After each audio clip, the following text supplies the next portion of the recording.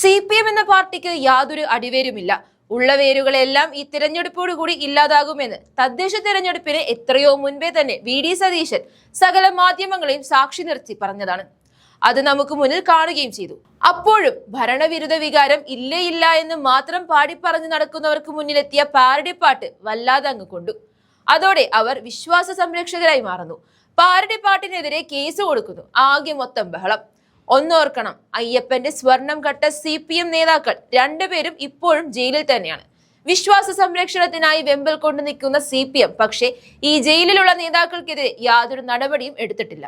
എന്നാൽ ഞങ്ങൾ എടുക്കുമെന്ന് ചങ്കൂറ്റത്തോടെ പറയുകയാണ് ഈ തിരഞ്ഞെടുപ്പോടെ അജയനായി മാറിയ VD സതീശൻ എന്ന നേതാവ്. പറഞ്ഞാൽ പറഞ്ഞത് സ്വയം ബോധ്യത്തിൽ നിന്ന് ചെയ്തു തീർക്കുന്ന സതീശൻ പറയുന്നത് ഈ പാട്ട് ഞങ്ങൾ എല്ലാ ബൂത്തിലും വെക്കും, തടയാൻ പറ്റുന്നവർ വന്ന് തടയണം. കോടതി കണ്ടെത്തിയ കാര്യങ്ങളെ ആറ്റിക്കുറുക്കി അയ്യപ്പ പാട്ടിന്റെ ഈണത്തിൽ മൂളാൻ പാടില്ല എന്ന് പറയുന്നവർ ഇന്നലെ IFFK വേദിയിൽ കേന്ദ്ര സർക്കാരിനെതിരെ കൊമ്പുകുലുക്കിയവരാണ് കേട്ടോ. അതും കൂടി ഓർക്കണം. അഭിപ്രായ സ്വാതന്ത്ര്യത്തിനും കലാസ്വാതന്ത്ര്യത്തിനും വിലക്കിടാൻ ആരെ കൊണ്ടും പറ്റില്ല. കേന്ദ്രം വിലക്കിയ എല്ലാ സിനിമകളും ഞങ്ങൾ പ്രദർശിപ്പിക്കുമെന്നാണ് സജി ചെറിയാൻ പറഞ്ഞത്. പക്ഷേ CPMനെതിരെ മാത്രം ഒരു അഭിപ്രായ സ്വാതന്ത്ര്യവുമില്ല, ഒരു കലാസ്വാതന്ത്ര്യവുമില്ല. ഇതേത് കാട്ടുനീതി എന്ന് ചോദിച്ചാൽ ഒന്നിനും ഒരു ഉത്തരവുമില്ല. എന്നിട്ടിപ്പോൾ കേസുമായി വന്നിരിക്കുകയാണ്. ആ CPMനോടാണ് സതീശൻ പറയുന്നത് കേരളത്തിലെ എല്ലാ ബൂത്തിലും ഈ പാട്ട് വെക്കുമെന്ന്. സത്യത്തിൽ വരാനിരിക്കുന്ന തിരഞ്ഞെടുപ്പിൽ കൂടി ഈ പാട്ട് ഹിറ്റായി മാറും, അതിൽ യാതൊരു സംശയവും വേണ്ട. എന്തായാലും സതീശന്റെ പ്രതികരണം കാണാം. പാർട്ടിയിൽ പോലും മന്ത്രിസഭയിൽ പോലും മുന്നണിയിൽ പോലും കൂടിയാലോചിക്കാതെ PM ശ്രീയിൽ ഒപ്പുവെച്ചു. അതുപോലെ തന്നെയാണ് ഒരു കൂടിയാലോചനകളും നടത്താതെ ഏത് സംഘപരിവാർ നേതാവിന്റെ സമ്മർദ്ദം അനുസരിച്ചിട്ടാണ് മുഖ്യമന്ത്രി ഒത്തുതീർപ്പ് വ്യവസ്ഥകൾക്ക് തയ്യാറായി എന്ന് വ്യക്തമാക്കണം അദ്ദേഹം. ഇവിടെ നിങ്ങൾക്ക് എല്ലാവർക്കും അറിയാം എത്രയോ സമരങ്ങളാണ് നടന്നത്. രജിസ്ട്രാറെ സംരക്ഷിക്കാൻ വേണ്ടി നടത്തിയ സമരത്തിൽ ഇപ്പോൾ രജിസ്ട്രാറെ പറഞ്ഞുവിട്ടിരിക്കുകയാണ്. അപ്പൊ രജിസ്ട്രാറെ പ്രതിരോധിക്കാൻ നടത്തിയ സമരവും കോംപ്രമൈസ് ചെയ്യാണ്, ഒത്തുതീർപ്പിലെത്തിക്കുക. ഇത് സംഘപരിവാറും CPMഉം കേരളത്തിലെ മുഖ്യമന്ത്രി പിണറായി വിജയനും തമ്മിലുള്ള ഒത്തുതീർപ്പാണ്. യഥാർത്ഥത്തിൽ ഒത്തുതീർപ്പാണ്. ജനങ്ങളെ മുഴുവൻ വിഡ്ഢികളാക്കുകയായിരുന്നു.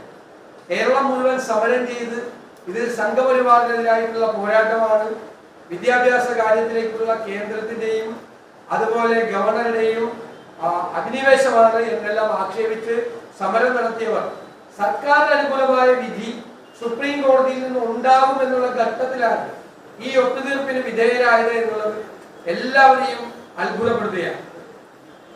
രണ്ടാമത്തെ കാര്യം, അയ്യപ്പ ഗാനത്തിന്റെ പാരഡി ഉണ്ടായതിന്റെ പേരിൽ അവർക്കെതിരായി കേസെടുത്തിരിക്കുകയാണ്. ഇത് കേട്ടുകേൾവി പോലും ഇല്ലാത്ത കാര്യമാണ്. ഇതൊരു ഇടതുപക്ഷ സർക്കാരിന് യോജിച്ചതാണോ? അവർ ഞങ്ങൾ പറഞ്ഞത് ശരിയാണ്, ഇതൊരു ഇടതുപക്ഷ സർക്കാരല്ല, തീവ്ര വലതുപക്ഷ സർക്കാരാണ്. ഇത് BJP ഗവൺമെന്റ് എല്ലാം എടുക്കുന്നത് പോലത്തെ ഒരു നടപടിയാണ് ഈ LDF ഗവൺമെന്റ് എടുത്തിരിക്കുന്നത്. അപ്പോൾ ആ ഗാനം ഈ ശബരിമലയിലെ സ്വർണ്ണക്കൊള്ള എത്രമാത്രം CPMനെയും സർക്കാരിനെയും അലോസരപ്പെടുത്തുന്നു എന്നതിന്റെ ഏറ്റവും വലിയ ഉദാഹരണമാണ് അവർക്കെതിരായി കേസെടുത്തിരിക്കുന്നത്.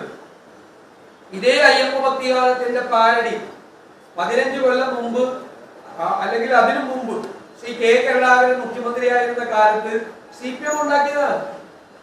കഴിഞ്ഞ 2017 CPMന്റെ മുഴുവൻ ആളുകൾ ജയിച്ചു വന്ന ലീഗ് നേതാക്കളെ അപമാനിക്കുന്നതിന് വേണ്ടി അവരെ നായയും കുറുക്കനുമായി താരതമ്യപ്പെടുത്തിക്കൊണ്ട് ഈ അയ്യപ്പ ഭക്തിഗാനത്തിന് പാരഡി ഉണ്ടാക്കിയിട്ടുണ്ട്. ഇത് ഒരു മതവികാരവും വ്രണപ്പെടുത്താതെയാണ്, ഒരു തരത്തിലുള്ള ഒരു മതവികാരവും വ്രണപ്പെടുത്താതെയാണ് ഈ പാരഡി ഉണ്ടായത്.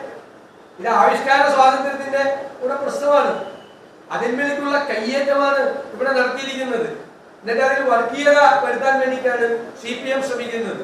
അത് എഴുതിയ ആളുകളുടെ മതവും ജാതിയും അന്വേഷിച്ചു പോവുക. ഇത് BJP കളിക്കുന്ന, സംഘപരിവാർ കളിക്കുന്ന അതേ കളിയാണ് കേരളത്തിലെ CPM കളിക്കുന്നത്. ഇവിടെ ഒരു തീപ്പൊരി കിട്ടിയാൽ അത് ആളിപ്പടരുന്ന തീയാക്കി മാറ്റാൻ ശ്രമിക്കുന്ന വർഗീയ ശക്തികളുള്ള കേരളത്തിലാണ് അവർക്ക് തേച്ചു മിനിക്കിയ ഒരു ആയുധം CPM കൊടുക്കാൻ ശ്രമിക്കുന്നത്. സംഘപരിവാറിന്റെ അതേ വഴികളിലൂടെയാണ് CPM സഞ്ചരിക്കുന്നത്. ഇത് കേരളത്തിന് അപമാനകരമായ കാര്യമാണ് ഈ കേസ് എടുത്തിരിക്കുന്നത്. ഇത് ഞങ്ങൾ പരിഹാസത്തോടെ നോക്കിക്കാണുന്നു.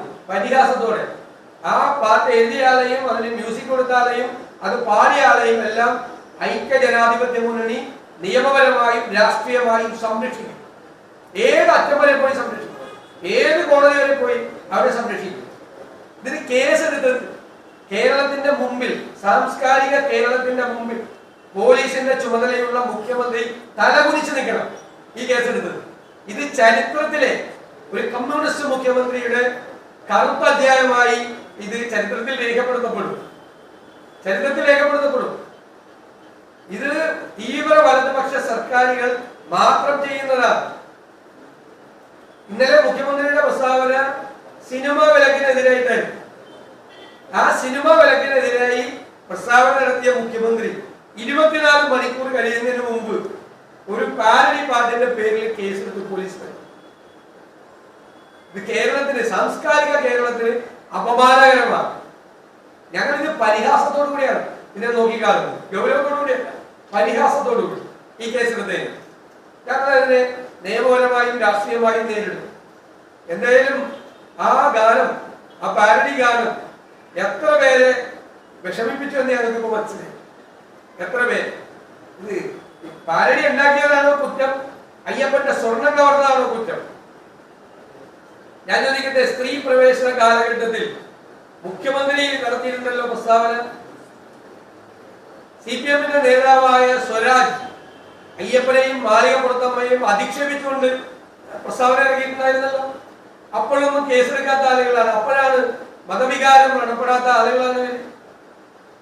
അയ്യപ്പന്റെ നൈഷ്ഠിക ബ്രഹ്മചര്യം അവസാനിച്ചെന്നും ഇനി അയ്യപ്പൻ മാളികപ്പുറത്തമ്മയെ കല്യാണം കഴിക്കണമെന്നും മാളികപ്പുറത്തമ്മയുടെ കണ്ണീരാണ് പ്രളയമായി മാറിയതെന്നും പ്രസ്താവന ഇറക്കിയ CPM നേതാവിനെതിരെ ഒരു കേസെടുത്തില്ല. അതൊക്കെ ഞങ്ങളെ കൊണ്ട് ഓർമ്മിപ്പിക്കരുത്.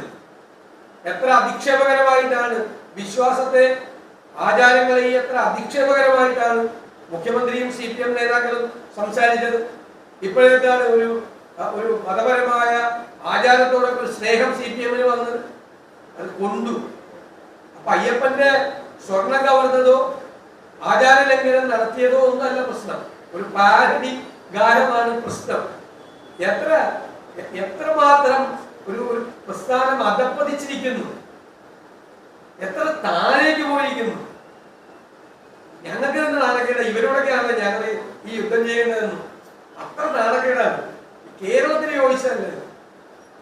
എല്ലാവരും ചിരിക്കുകയാണ് കേട്ട് കേസെടുത്ത കാര്യം. സാമാന്യ ബോധമുള്ള എല്ലാവരും ചിരിക്കുകയാണ്. ഇവർ ഈ തോൽവി ഇവരുടെ സാമാന്യ യുക്തിയെ വരെ നഷ്ടപ്പെടുത്തിയിരിക്കുന്നതെന്നാണ് കാണുന്നത്. ഈ തോൽവി, ഈ പരാജയം എത്രമാത്രം കനത്ത ആഘാതമാണ് ഇവർക്ക് വരുത്തിയിരിക്കുന്നത് ഇതിലൂടെ വ്യക്തമാണ്.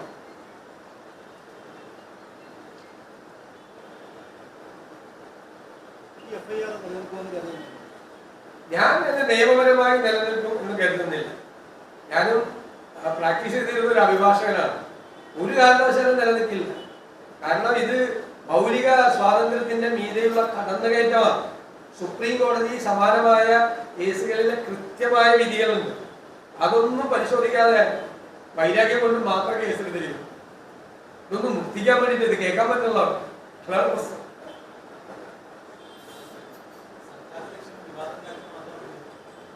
അല്ല, വിവാദം ഉണ്ടാക്കിക്കൊണ്ട് ഞങ്ങൾക്ക് എന്താ വിവാദം ഉണ്ടാക്കിക്കൊണ്ട് കാര്യമില്ല. അപ്പൊ ഈ പാട്ട് കൂടുതൽ പാടും, കേരളം മുഴുവൻ പാടാൻ പോകുന്ന പാട്ട് ഞങ്ങൾ എല്ലാ ബൂത്തുകളിലും പാടാൻ തീരുമാനിച്ചിട്ട് ഈ പാട്ട് ഏതായാലും. കാരണം ആളുകൾ ആവശ്യപ്പെടുകയാണ് പാടണമെന്ന് എല്ലാവർക്കും. ഇവര് പ്രചാരണം കൊടുത്ത് ആ സ്ഥിതിയിലേക്ക് എത്തിച്ചപ്പോ എല്ലാവരും ഇന്ന് എന്നെ ഒരു 15 പേരെങ്കിലും വിളിച്ചിട്ടുണ്ട്. ഇത് എല്ലായിടത്തും ഈ ഗാനം അവതരിപ്പിക്കണമെന്ന് പറഞ്ഞു.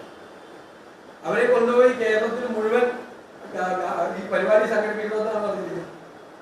ഈ പാടിയ ആളുകളെ കൊണ്ട് കാസർഗോഡ് മുതൽ തിരുവനന്തപുരം വരെ നടത്താൻ സാറ് മുൻകൈ എടുക്കണം എന്നാണ് എന്നെ വിളിക്കുന്ന സാധാരണക്കാരായ ആളുകൾ പറയുന്നത്. അപ്പൊ പ്രചാരണം കൊണ്ട് കാര്യമുണ്ട്.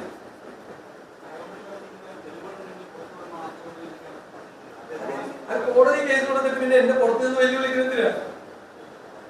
കോടതിയിൽ കേസ് കൊടുത്ത് കോടതിയിലല്ലേ ഹാജരാക്കുന്നത്. അത് ഉറങ്ങാൻ പറ്റാത്തത് ഇതിനൊക്കെ കൂട്ടുന്നതിന് പിന്നെ എങ്ങനെ ഉറങ്ങണം? ഇതിനകത്ത് വളരെ സിമ്പിളാണ് കാര്യം. ഞാനല്ലല്ലോ പറഞ്ഞത്. അയ്യപ്പന്റെ ദ്വാരപാലക ശില്പം വിൽഫുൾ പർച്ചേസറിന് വലിയ തുകയ്ക്ക് വിൽക്കുക. അല്ലേ? വലിയ തുകയ്ക്ക് വിൽക്കുന്നത് കോടീശ്വരല്ലേ മേടിക്കുള്ളൂ, സാധാരണക്കാർക്ക് മേടിക്കാൻ പറ്റും. അപ്പൊ ഒരു കോടീശ്വരൻ കോടതിയാണ് പറഞ്ഞത്, ഡിവിഷൻ ബെഞ്ചിന്റെ would have been sold to a willful purchaser for a substantial amount എന്നാണ് പറഞ്ഞിരിക്കുന്നത്. ഞാനല്ല പറഞ്ഞു. പിന്നെ കോടതി തന്നെ വേറെ രീതിയിൽ പറയുന്നത് ഇതൊക്കെ എല്ലാം അറിയാവുന്നത് ഗവൺമെന്റിന്റെ ഉത്തരവാദിത്തം പറയുന്നത്. അപ്പോ ഇത് ഏത് കോടീശ്വരനാണ് വിറ്റതെന്നാണ് ഞാൻ കടകംപള്ളി സുരേന്ദ്രനോട് ചോദിച്ചത്. അറിയാവുന്നവരോടല്ലേ എനിക്ക് ചോദിക്കാൻ പറ്റുള്ളൂ. അതിലെന്താ തെറ്റ്? ഇല്ലെങ്കിൽ ഞാൻ ഉണ്ണികൃഷ്ണൻ പോയിട്ട് കണ്ടിട്ട് പോലില്ല, എനിക്കൊരു ബന്ധമില്ല എന്ന് അദ്ദേഹം പറയില്ലേ. അദ്ദേഹത്തിന് ബന്ധമുണ്ട്. പിന്നെ 2 കോടിക്കാണ് എനിക്ക് നോട്ടീസ് അയച്ചത്. മാനം പോയത് 2 കോടി രൂപ കൊടുക്കണമെന്നും പറഞ്ഞു നോട്ടീസ് അയച്ചു. അത് കോടതിയിലെത്തിയപ്പോ 10 ലക്ഷമായിട്ട് മാനം കുറഞ്ഞു. 2 കോടിയുടെ അറിയില്ല, എനിക്ക് 2 കോടിയുടെ നോട്ടീസ് അയച്ച് 10 ലക്ഷത്തിന്റെ മാനം. ഞാൻ ആ കേസ് നടത്തിക്കൊള്ളാം. ഞാൻ അയച്ച മറുപടിയിലും ഞാൻ അവിടെ കൊടുത്ത എന്റെ വിശദീകരണത്തിലും വളരെ കൃത്യമായി ഞാൻ പറഞ്ഞ കാര്യത്തിൽ ഉറച്ചു നിൽക്കുന്നുവെന്നും അതെല്ലാം തെളിവുകൾ ഞാൻ ഹാജരാക്കിക്കൊള്ളാന്ന് പറഞ്ഞു. ഇപ്പൊ എന്തിനാ തെളിവ് ഹാജരാക്കണം? കോടതി പറയുന്നല്ലേ തെളിവ് ഹാജരാക്കണം. കോടതിയിലൊരു നടപടിക്രമം വരുമല്ലോ, സിവിൽ കോടതിയിൽ. ആ സിവിൽ കോടതിന്റെ മുമ്പിൽ ഞാൻ പറഞ്ഞത് തെറ്റില്ല എന്ന് പറ്റുന്ന തെളിവുകൾ ഹാജരാക്കണം. കോടതിയിൽ കൊണ്ട് കേസ് കൊടുത്തിട്ട് പുറത്ത് ഹാജരാക്കാൻ പറഞ്ഞ് വെല്ലുവിളിക്കുന്നതിന് കോടതിയിൽ ഹാജരാക്കുന്നത് കോടതിയിൽ ഹാജരാക്കണം.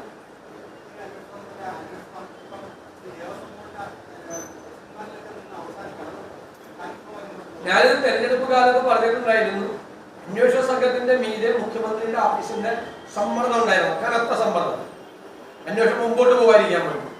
അതിനെ അവര് മറികടന്ന് അവര് പോകുന്ന. ഞാൻ ഇപ്പോഴും അന്വേഷണ സംഘത്തിന്റെ പ്രവർത്തനത്തിൽ അതൃപ്തി പറയുന്നില്ല. അത് ഹൈക്കോടതി നേരിട്ട് നിയോഗിച്ചിരിക്കുന്ന അന്വേഷണ സംഘം അവർ കുറെ മുന്നോട്ട് പോയിരുന്നു. പിന്നെ ഒരു മന്ദഗതി ഉണ്ടായിട്ടുണ്ട്, അത് എന്താണെന്ന് അവർക്ക് അറിയുള്ളൂ. മുഖ്യമന്ത്രിയുടെ ഓഫീസിന്റെ മീതെ ഇപ്പോൾ മാത്രമല്ല വാസുവിനെ അറസ്റ്റ് ചെയ്യുന്നതിന് മുമ്പും അവരുടെ മീതെ സമ്മർദ്ദം ഉണ്ടായിരുന്നു. ഇപ്പൊ തെരഞ്ഞെടുപ്പ് കാലത്ത് ഇത് നീട്ടി കൊണ്ടുപോകണം, വേറെ ആളുകളെ ചോദ്യം ചെയ്യുന്നതിൽ നിന്നും അറസ്റ്റ് ചെയ്യുന്നതിൽ നിന്നും നീട്ടിക്കൊണ്ടു പോകണം എന്നൊരു സമ്മർദ്ദം ഉണ്ടായിരുന്നു. അതിനവർ കീഴടങ്ങിയെന്ന് എനിക്കറിയില്ല.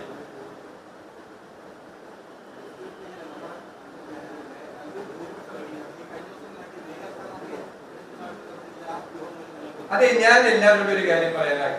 ഞാനിപ്പോ കൊച്ചിയിലെ തന്നെ എല്ലാ പത്രങ്ങളിലും എല്ലാത്തിലും വാർത്തകൾ മേയർ തെരഞ്ഞെടുപ്പുമായിട്ടുള്ള കേരളത്തില് കോൺഗ്രസ് പാർട്ടി UDF ചർച്ച ചെയ്തുകൊണ്ടിരിക്കുന്നുണ്ട്. ഇതിന്റെ ഈ ബാക്കിയുള്ള വിശദമായ കാര്യങ്ങൾ നടപടിക്രമങ്ങൾ എങ്ങനെയാണെന്ന് KPCCയിൽ നിന്ന് ഒരു നിർദ്ദേശം വരും. പ്രൊസീജിയർ എങ്ങനെയാണ്? ഞങ്ങൾക്കൊരു പ്രൊസീജിയർ ഉണ്ട്. അത് ആകുന്നില്ല, ഒരു സത്യപ്രതിജ്ഞ പോലും 21-ാം തീയതിയിൽ.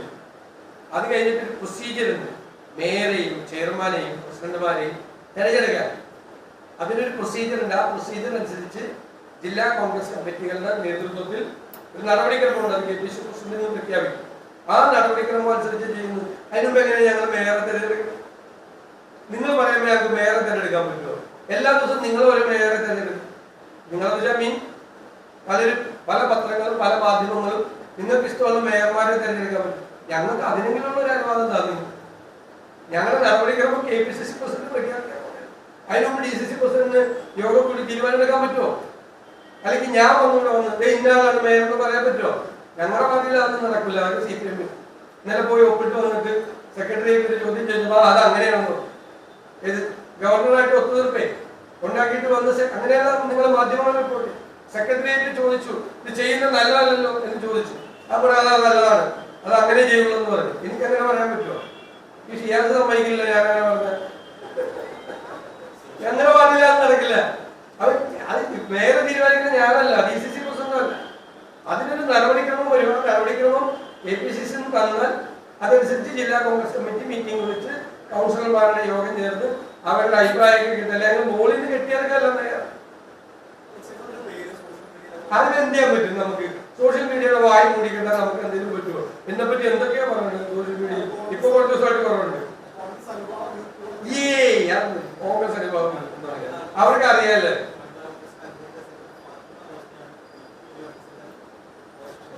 അവരിപ്പോ അവരൊന്നും അല്ല തീരുമാനിക്കുന്നത്. ഒരാളല്ല തീരുമാനിക്കുന്നത്. ഇത് പാർട്ടി നിർദ്ദേശിച്ചിരിക്കുന്ന നടപടിക്രമം. അത് അയച്ചിട്ടില്ല KPCC നിന്ന് അയക്കുള്ളൂ. അത് കിട്ടിക്ക് വേണ്ടി അങ്ങോട്ടൊന്നും വിളിക്കുക. KPCCയുടെ നിർദ്ദേശം കിട്ടാതെ DCC പ്രസിഡന്റിന് ആക്ട് ചെയ്യാൻ പറ്റില്ല. ഇനി അത് ഏതോ പത്രത്തിൽ എഴുതി പ്രതിപക്ഷ നേതാവ് തീരുമാനിക്കുന്നത്. ഞാനാണ് മേയർ തീരുമാനിക്കുന്നത്. ഞങ്ങൾ ചെയ്യുന്ന കാര്യങ്ങൾക്ക് ഒരു ബാലൻസ് ഉണ്ടാവും. അങ്ങനെ ജാതിമത സമവാക്യങ്ങളൊന്നും പരിശോധിച്ചിട്ടുള്ളതെല്ലാം ചെയ്യും. അർഹതപ്പെട്ട ആളുകളെ അവർക്ക് ഇതുണ്ടാവും. പിന്നെ ജയിച്ചു വന്നിരിക്കുന്ന ആളുകളോട് ചോദിക്കും, അവരുടെ അഭിപ്രായം ചോദിക്കും. ഞങ്ങൾ കഴിഞ്ഞ പ്രാവശ്യം അതിന്റെ മുമ്പത്തെ പ്രാവശ്യം പഞ്ചായത്ത് പ്രസിഡന്റ് സ്വീകരിച്ചത് ജയിച്ചു വന്ന ആളുകളുടെ അഭിപ്രായം കൂടി ചോദിച്ചിട്ട് പാർട്ടി അതിന്റെ കൂടി അടിസ്ഥാനത്തിൽ അത് ഒരു തീരുമാനം എടുക്കുന്നത്. അത് വളരെ സുതാര്യമായ ഒരു നടപടിക്രമമാണ്. CPM സംസ്ഥാന കമ്മിറ്റി ഓഫീസിൽ നിന്ന് തീരുമാനിക്കുന്ന പോലെയല്ല. അങ്ങനെയല്ല. ഞങ്ങൾ ജനാധിപത്യ പാർട്ടിയാണ്. നിങ്ങൾ ദേവീതി ഞങ്ങളെ ഉപദ്രവിക്കില്ല. ആ ജയിച്ചതിന്റെ ഗ്രേസ് കളയല്ല. ഇങ്ങനെ പറഞ്ഞു ഞങ്ങൾ അതിന്റെ നടപടിക്രമം ആരംഭിച്ചിട്ടില്ല. ഒന്നാം ജയിച്ച എല്ലാവരും സന്തോഷിച്ച എല്ലാവരും നാട്ടിലൊക്കെ പോയി നന്ദിയൊക്കെ പറഞ്ഞുകൊണ്ടിരിക്കുന്ന സമയമുണ്ട്. ഞാൻ അത്ഭുതപ്പെടും. എല്ലാ ദിവസവും വാർത്തയുണ്ട് കൊച്ചിയിൽ ആരാണ് മേയർ എന്ന് പറയുന്നത്.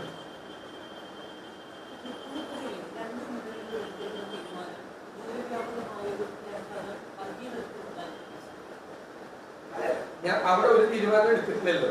ഞങ്ങളത് സംസ്ഥാന തലത്തിലാണ് പൊളിറ്റിക്കലായിട്ടുള്ള തീരുമാനങ്ങൾ എടുക്കുന്നത്. 19-ാം തീയതി UDF കോൺഗ്രസിന്റെ കോർ കമ്മിറ്റി ഇടുന്നുണ്ട്. 22-ാം തീയതി UDF യോഗം ചേരുന്നുണ്ട്. അപ്പോഴാണ് എന്താണ് ഇത്തരം കാര്യങ്ങളുടെ സ്റ്റാൻഡ് നമ്മൾ പറയുന്നത്. നമ്മൾ പറയും ഞങ്ങൾക്കൊരു സ്റ്റാൻഡ് ഉണ്ട്. ഞാനതിപ്പോ പറയുന്നില്ല, ഞാനല്ലല്ലോ പറയുന്നത്. പാർട്ടി തീരുമാനം എടുത്തിട്ട് ഔദ്യോഗികമായി പാർട്ടി പറയും.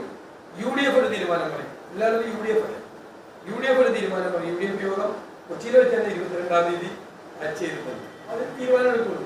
എപ്പോഴും നടപടിക്രമം പോയി. അപ്പൊ ദേവി ഇത് ഈ വേറെ തീരുമാനിക്കുന്നത് ഞങ്ങൾക്ക് വിൽക്കണം, നിങ്ങൾ ഞങ്ങൾക്ക് തിരിച്ചു തരണം. അത് അല്ല, അതിന്റെ നിങ്ങൾ ഇത്ര വെല്ലുവിളിക്ക് എത്രയോ ദിവസം ഉണ്ട്. ഇനി ഇത്രയും ദിവസം മുമ്പ് തീരുമാനിച്ചു വെക്കണം. 21-ാം തീയതി അല്ല അവരുടെ സത്യല്ലേ? 21-ാം തീയതിയാണ് സത്യപ്രതിജ്ഞ. 26-ാം തീയതിയാണ് തെരഞ്ഞെടുപ്പ്. ഇന്നിപ്പോ എത്രാം തീയതിയായി? അതെല്ലാം ആയല്ലോ. കളമശ്ശി